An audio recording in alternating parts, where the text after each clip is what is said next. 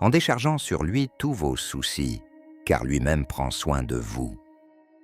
Première lettre de Pierre, chapitre 5, verset 7.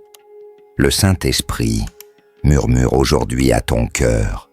Pourquoi t'obstines-tu à porter ce que seul Dieu peut résoudre?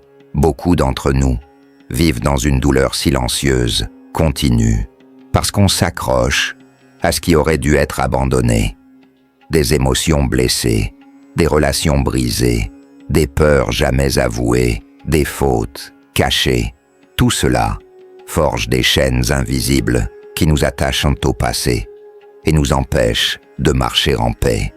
Mais le Saint-Esprit n'impose rien. Il est doux, saint et infiniment patient. Il invite, il appelle, il chuchote. Il faut une oreille sensible pour entendre ce murmure et du courage pour répondre d'un véritable oui. Voici, je me tiens à la porte et je frappe. Si quelqu'un entend ma voix et ouvre la porte, j'entrerai chez lui. Apocalypse, chapitre 3, verset 20. Le choix t'appartient. Et si, aujourd'hui, c'était le moment de déposer, enfin, ce fardeau? As-tu déjà remarqué que ce que tu refuses de remettre à Dieu finit par te dominer? Le peuple d'Israël a été libéré d'Égypte physiquement, mais longtemps encore, il est resté captif mentalement. Il murmurait, se souvenait de la nourriture d'Égypte, doutait de Dieu, parce qu'il refusait de lâcher le passé. Ne vous souvenez plus des événements d'autrefois, ne considérez plus ce qui est ancien.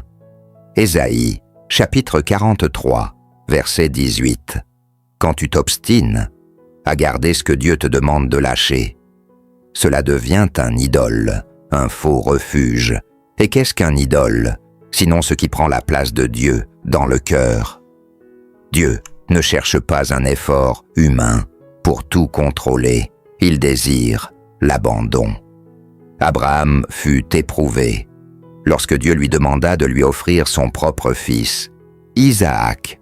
Et ce n'est qu'après ce geste d'obéissance, ce véritable abandon, que Dieu révéla l'agneau de la provision. Mon fils, Dieu se pourvoira lui-même de l'agneau pour l'Holocauste. Genèse, chapitre 22, verset 8. La provision vient après l'autel de l'abandon. La bénédiction suit l'acte de foi, ce que tu caches dans l'ombre, la colère non confessée, la peur dissimulée. Tout cela nourrit l'ennemi spirituel. Ne donnez pas accès au diable. Éphésiens, chapitre 4, verset 27. Lâcher prise.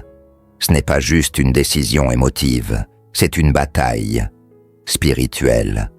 Quand tu remets quelque chose à Dieu, tu fermes la porte à l'adversaire.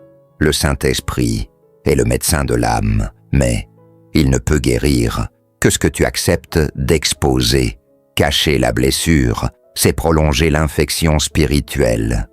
Confessez donc vos fautes les uns aux autres et priez les uns pour les autres, afin que vous soyez guéris. Jacques, chapitre 5, verset 16. Tu n'es pas seul, le Saint-Esprit veut guérir, consoler, restaurer, mais il attend que tu confesses, que tu lâches, que tu abandonnes. La vraie paix, ce n'est pas l'absence de problème, c'est la présence du Saint-Esprit. Et la paix de Dieu, qui dépasse toute intelligence, gardera vos cœurs. Philippiens, chapitre 4, verset 7. Mais cette paix n'entre que là où il y a de la place, et il n'y a de place que quand tu relâches ce qui t'emprisonne.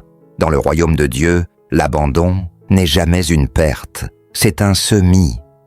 En vérité, je vous le dis, si le grain de blé tombé en terre ne meurt, il reste seul, mais s'il meurt, il porte beaucoup de fruits. Jean, chapitre 12, verset 24. Quand tu lâches quelque chose, par obéissance, cela devient une semence. Et le Père Céleste est fidèle pour faire lever la moisson au moment qu'il a choisi.